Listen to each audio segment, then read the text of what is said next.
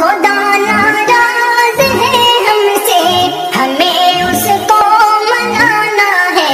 خدا ناراض ہے ہم سے، ہمیں اس کو منانا ہے۔ جو سوئے نیند غفلت ہے، ہمیں ان کو جگانا ہے۔ الحمد لله وكفى وسلام على عباده الذين اصطفى، أما بعد فأعوذ بالله من الشيطان الرجيم، بسم الله الرحمن الرحيم. وقضى ربك ألا تعبدوا إلا إياه وبالوالدين إحسانا إما يبلغن عندك الكبر أحدهما أو كلاهما فلا تقل لهما أف ولا تنهرهما وقل لهما قولا كريما. صدق الله العظيم. وقال النبي صلى الله عليه وسلم: الجنة تحت أقدام الأمهات. وقال النبي صلى الله عليه وسلم: الوالد أوسط أبواب الجنة، أو كما قال عليه الصلاة والسلام. میرے محترم بزرگوں اور عزیز طلباء اور یہاں تشریف فرما معزز نوجوان قابل احترام بزرگوں، میں نے آپ حضرات کے سامنے قرآن مجید کی چند آیات بلکہ ایک آیت تلاوت کی ہے۔ اس آیت کے اندر اور اللہ کے نبی صلی اللہ علیہ وسلم نے دو احادیث مبارک کے اندر والدین کی، ماں باپ کی فرما برداری کا اور ان کے سامنے کس طرح سے اپنے آپ کو پیش کرنا ہے اور ان کے ساتھ کیا معاملہ کرنا ہے، اس کو اللہ تبارک و تعالی نے اور اس کے نبی صلی اللہ علیہ وسلم نے ان کے اندر بیان فرمایا ہے۔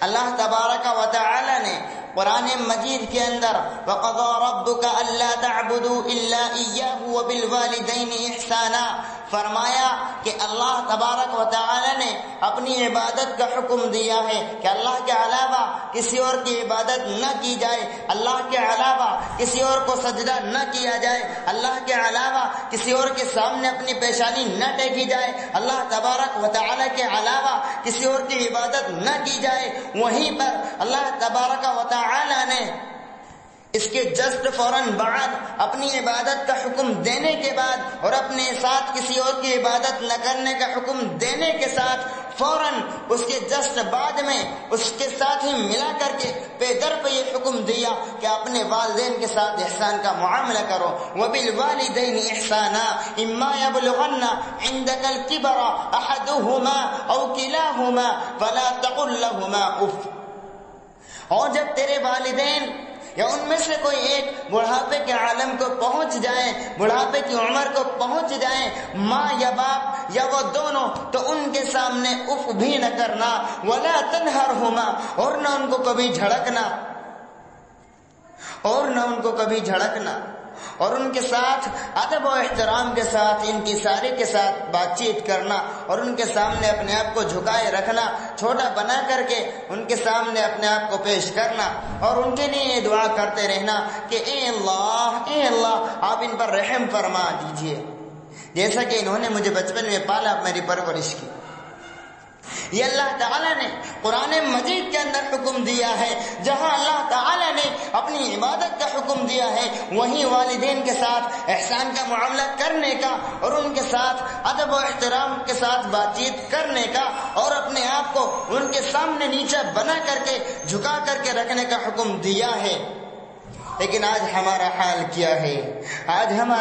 کیا ہے؟ ہم سب کچھ بھول جاتے ہیں۔ حملتہ امہ کرہا ووضعتہ کرہا، تمہاری ماں نے تمہیں 9 مہینے پیٹ کے اندر رکھا اور 2.5 مہینے 2 سال تمہیں 2 سال اپنی چھاتی سے لگا کر کے دودھ پلاتی رہی، لیکن اس کے باوجود وہ سب کچھ بھول جایا کرتی ہے۔ اس کے بعد بھی 9 مہینے اس نے اپنی پیٹ کے اندر رکھا اور بڑی بمشکل اس نے تمہیں جنا، تمہیں دنیا کے اندر لائی، مشکل برداشت کر کے اس کے بعد جب تم دنیا کے اندر آ گئے تمہیں اپنی چھاتی سے لگا کر کے 2 سال تک دودھ پلاتی رہی، 2 سال تک دودھ پلاتی رہی۔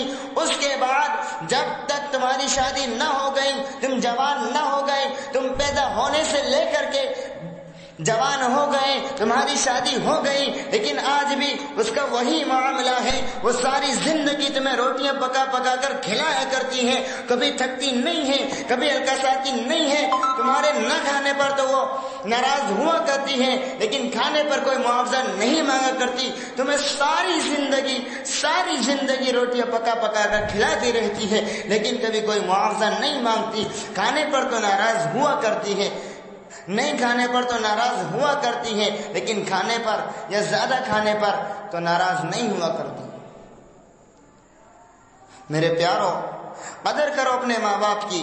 ماں باپ کی قدر ان سے پوچھو جن کے ماں باپ دنیا کے اندر نہیں رہے۔ ماں باپ کی قدر ان سے پوچھو جن کی ماں، جن کے باپ، ان کے سروں سے ان کا سایہ اٹھ گیا ہے، ان سے پوچھو اس کی قدر کیا ہوا کرتی ہے۔ ان کی زندگی اور ان کی دنیا ویران ہو جایا کرتی ہے۔ جب باپ کے مر جانے سے زندگی کے اندر اندھیرا چھا جایا کرتا ہے، اندھیرا چھا جایا کرتا ہے۔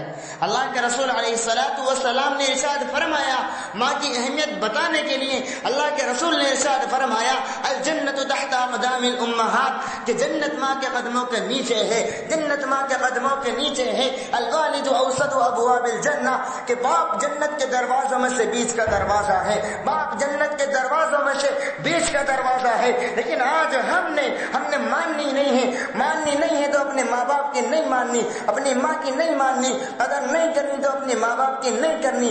یار دوستوں کے ساتھ ہمارا کیا معاملہ ہے، تو ان کے لیے اپنے سب کچھ، جان مال سب کچھ لٹانے کو تیار ہیں۔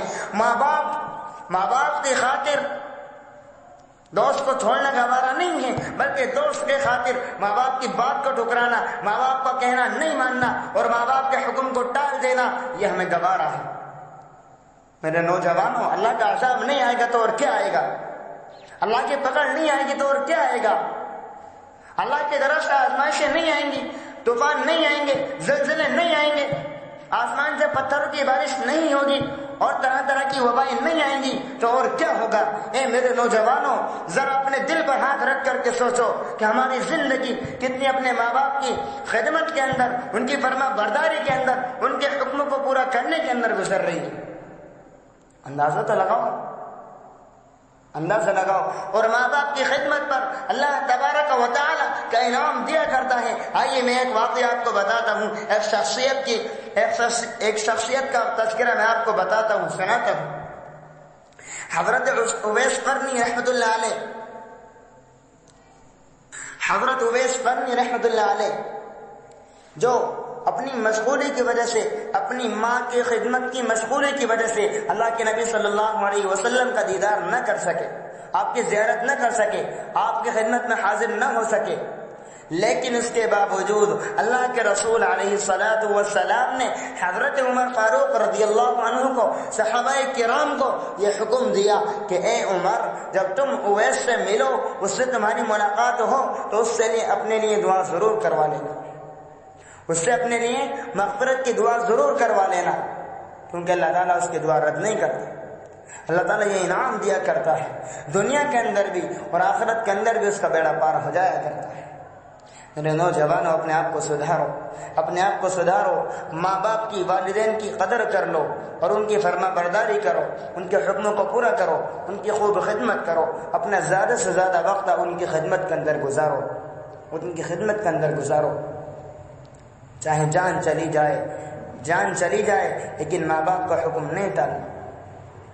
اپنا کام چھوڑ دو، جتنا بھی ارجنٹ کام ہے اسے اللہ پر چھوڑ دو، بس وہی حکم مل رہا ہے ماں باپ کی طرف سے، فوراً اس کی طرف دوڑ پڑو۔ کوشش یہ کرو کہ ان کے کہنے سے پہلے وہ کام میں کر دوں، کوشش کرو۔ انشاءاللہ اللہ تعالیٰ ہماری دنیا کے اندر، ہماری زندگی کے اندر ہر قسم کے حادثات سے ہمیں محفوظ فرمائے گا اور ہماری دنیا اور آخرت بنا دے گا۔ ہمیں دنیا میں بھی سربلندی عطا فرمائے گا اور آخرت کے اندر بھی عزت اور سربلندی اور کامیابی ہمارا مقدر بن جائے گی۔ اللہ تبارک و تعالی سے دعا ہے کہ اللہ تبارک و تعالی ہم سب کو عمل کی توفیق نصیب فرمائے اور ہم سب کو اپنے والدین کی قدر کرنے والا بنائے اور ان کی فرمانبرداری کی بھی توفیق نصیب فرمائے۔ وآخر دعوانا ان الحمدللہ رب العالمین۔